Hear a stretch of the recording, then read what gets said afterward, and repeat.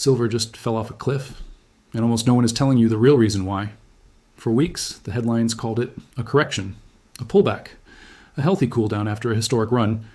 But behind closed doors, dealers are watching something else entirely. Inventories tightening, buyers vanishing, and a handful of insiders quietly preparing for what comes next. One veteran bullion dealer has now broken his silence. And what he's describing isn't a crash, it's a setup. By the end of this video, you'll understand exactly what's unfolding beneath the surface of the silver market, and why the next 12 months could decide who builds real wealth and who gets left behind. Stay with us. This one matters. Welcome back to Precious Metals Intelligence, the channel built for people who look past the headlines and study what's actually moving global markets. If you're new here, glad to have you. And before we go further, where are you watching from today? Drop your city or country in the comments below. This channel reaches viewers from every corner of the world, and it's always worth knowing who's paying attention. In the summer of 2026, silver did something that caught even seasoned investors off guard. After climbing to levels many had never seen in their lifetime, the price began to fall, not slowly, not gently. It dropped fast, and it kept dropping. Within a matter of weeks, silver had lost a large share of its value, leaving buyers, traders, and everyday savers asking the same question: what just happened? For most people watching the news, the explanation seemed simple enough. Analysts pointed to profit-taking. They talked about interest rates. They mentioned a stronger dollar. These explanations were not wrong, but they were incomplete. They described the surface of the story, not the depth of it. And for anyone who has studied how precious metals markets actually behave, surface explanations rarely tell the full truth. To understand what was really happening, it helps to step back and look at the bigger picture. Earlier in the year, silver had surged upward at a pace that alarmed even the people who follow this market closely. It moved higher in a matter of months, not years. That kind of speed is rare, and when any asset rises that quickly, it tends to attract a very specific type of buyer. One who's not thinking about the next decade, but about the next few weeks. These buyers chase momentum. They see a chart moving upward and they want in, regardless of the underlying reasons for the move. This is where the story becomes important for anyone trying to build long-term wealth. Fast, emotional buying creates a fragile foundation. It is built on excitement, not patience. And fragile foundations tend to crack the moment sentiment shifts. When silver reversed direction, it did not fall because the world suddenly needed less silver or because industrial demand disappeared overnight. It fell because a large number of buyers who entered near the top became sellers in a panic all at once. One veteran figure in the bullion industry, speaking candidly about the situation, described this pattern as something the market has seen before. He explained that silver has a long history of moving in sharp, dramatic swings, not gradual, predictable lines. In past decades, the metal has surged to new highs, only to lose a significant portion of that gain within the same year. This is not a flaw in the market. It is simply how silver behaves when large amounts of speculative money move in and out quickly. What makes this moment different is the scale. More people than ever before have access to markets through apps, online trading accounts, and leveraged products that did not exist a generation ago. This means that when momentum shifts, it shifts faster and touches more people than it used to. A correction that might once have unfolded over several months can now happen in a matter of days. For the everyday investor, this creates a dangerous trap. Many people entered the silver market near its peak, drawn in by headlines and excitement rather than research. When the price began falling, some of them panicked and sold at a loss, locking in damage that did not need to happen. Others, watching from the sidelines, now wonder if the entire story around silver was simply a bubble that has now burst for good. But that conclusion may be too simple. The dealer's perspective offers something different. A reminder that price and value are not always the same thing. A sharp drop in price does not automatically mean the underlying reasons to hold silver have disappeared. It may simply mean that the market has become oversaturated with short-term buyers who never intended to stay for the long run. This distinction matters enormously for how someone should think about what comes next. A person focused on quick profits sees a falling price as a warning sign to run. A person focused on long-term positioning may see the very same chart as an opportunity to reassess, and perhaps to act with more discipline than the market itself is currently showing. As this story unfolds, one thing becomes clear. The collapse in silver's price is not a mystery without explanation. It is the predictable result of a market that moved too far, too fast, and is now correcting itself in the way it often has throughout history. The real question is not why silver fell. The real question is what happens next, and who will be positioned to respond wisely when it does. History rarely repeats itself in exact detail, but in the world of silver it comes remarkably close. Anyone who studies the price charts of this metal over the past 50 years will notice something striking. Silver does not move like gold. It does not climb steadily and correct mildly. Instead, it tends to explode upward in short, dramatic bursts, and then collapse just as quickly, often giving back a large portion of its gains within the same year. This pattern is not new. It has happened again and again, and understanding it is the key to understanding what is happening right now. To see this clearly, one only needs to look back at earlier decades. There have been moments in silver's history when the metal doubled in value within months, only to lose half of that value before the year was finished. These were not isolated accidents. They followed a recognizable rhythm. A rapid climb driven by excitement and speculation, followed by an equally rapid decline, driven by fear and forced selling. Investors who understand this rhythm are rarely surprised when it happens again. Investors who do not understand it often mistake each new cycle for something unprecedented. The mechanics behind this pattern are not complicated, even though they are often described as if they were. When silver begins to rise sharply, it attracts attention far beyond the group of people who normally follow precious metals.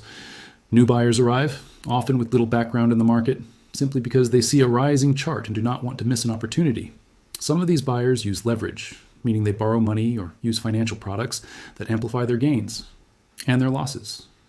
As more of these buyers enter, the price rises even faster, which in turn attracts even more attention. This creates a feedback loop, where rising prices cause more buying, and more buying causes prices to rise further still. This feedback loop feels exciting while it lasts, but it is inherently unstable. It is built on a foundation of borrowed confidence rather than steady demand. At some point, the pace of buying slows, even slightly, and that small change is enough to break the cycle. Once prices stop climbing, the same leverage that fueled the rise becomes a liability. Traders who borrowed to buy are suddenly forced to sell in order to cover their positions, and this selling accelerates the decline in the same way that buying once accelerated the rise. The result is a sharp, painful drop that can erase months of gains in a matter of weeks. This is precisely the pattern many analysts believe played out earlier this year. Silver's rise toward historic levels was fast, arguably too fast to be sustainable. It was not built on a slow, steady increase in industrial or investment demand.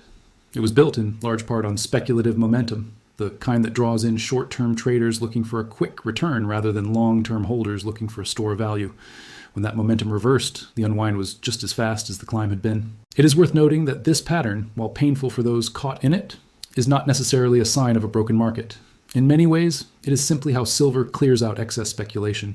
The sharp decline forces out traders who never intended to hold the metal for the long term, while leaving behind those who understand its role as a lasting asset.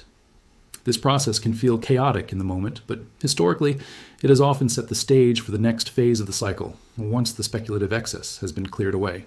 For business professionals and serious investors, the lesson here is not simply about silver. It is about recognizing the difference between price movement driven by genuine, lasting demand and price movement driven by short-term emotion and leverage. Markets that rise too quickly, for reasons that cannot be clearly explained by underlying fundamentals, tend to correct just as quickly. This is not a flaw unique to silver. It is a pattern seen across many markets, from stocks to real estate to currencies, whenever speculation outpaces substance. Understanding this history does not predict exactly what will happen next, but it does provide a framework for interpreting the current decline with more clarity than panic alone can offer. The story of silver's boom and bust is, in many ways, a story about human behavior as much as it is about metal and money. And that story is far from finished. Every sharp market decline creates two very different groups of people, and the gap between them tells the real story of what happened. On one side stand those who entered near the top, drawn in by excitement rather than research. On the other side stand those who were already positioned before the surge began, watching the same decline with a completely different sense of calm. Understanding why these two groups experience the same event so differently reveals something important about how markets actually work. The first group is usually the largest in number, even though it holds the smallest share of long-term wealth. These are the buyers who arrived late, often after silver had already climbed far beyond its starting point earlier in the year. Many of them were not long-time followers of precious metals. They were newcomers, pulled in by headlines, social media excitement, or the simple fear of missing out on a rally that seemed unstoppable at the time. Some used borrowed money or leveraged products to increase their exposure, hoping to multiply their gains. When the price reversed, these same tools multiplied their losses instead. For this group, the decline was not just a paper loss. It was often a forced one. Leveraged positions require ongoing maintenance, and when prices fall quickly, brokers and platforms demand additional funds to keep those positions open. Traders who cannot meet these demands are sold out automatically, regardless of whether they believe the price will eventually recover. This is one of the cruelest aspects of leverage trading. It removes the ability to wait, even when waiting might have been the wiser choice. The person is forced to sell at the worst possible moment, simply because the mechanics of the trade demand it. This dynamic creates what some analysts describe as a kind of trap, though not one built with malicious intent by any single actor. It is simply the natural outcome of how fast-moving markets function. As prices rise quickly, they draw in exactly the kind of buyer most likely to be hurt when the trend reverses. And when the reversal comes, the same buyers who fueled the rise become the sellers who deepen the fall. It is a cycle that repeats across many markets, not just silver, wherever speculation runs ahead of patience. The second group tells a very different story. These are the buyers who were already holding silver before the rapid climb began, often for years. Their decision to hold silver was rarely based on short-term price predictions. It was based on a broader view of currency stability, long-term value preservation, and a desire to hold something outside the traditional financial system. For this group, a sharp decline is uncomfortable to watch, but it does not change the reasoning that led them to buy in the first place. In fact, many long-term holders view periods like this one differently than the general public does. Where a short-term trader sees falling prices as a sign of failure, a long-term holder may see the same decline as an opportunity to add to an existing position at a more reasonable price. This is not because they possess special knowledge of where the price will go next. It is because their original reasons for owning silver were never tied to short-term price movement in the first place. This contrast reveals something important about risk itself. Risk is not simply about which asset a person chooses. It is about the terms under which they hold it. A person who owns silver outright, with no borrowed money and no forced deadlines, experiences a price decline very differently than a person who owns the same asset through leverage. The first person can wait. The second person often cannot. And in volatile markets, the ability to wait is frequently the difference between a temporary setback and a permanent loss. For professionals and serious investors studying this moment, the lesson extends beyond silver itself.